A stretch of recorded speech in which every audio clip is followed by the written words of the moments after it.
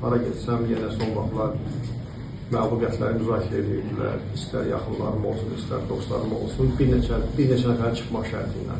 Hansı ki, məni başa düşən belə deyək də bir 3-4 nəfər, çox deməzdim.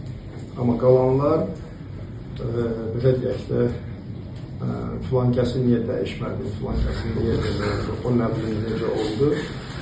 Yarı zarafat, yarı gerçək də olsa bunu bildirirdilər. Əfsus olsun ki, bunlardan qaça bilmədim. Və sonunda deyirlər ki, yox, başlayanda deyirlər ki, düzünü sən bilirsən, sən daha yaxşıdır, amma filan şey niyə bilirsən? Yəni, bu bizdə belə deyək də, bir adi fənəliyə çevrilir.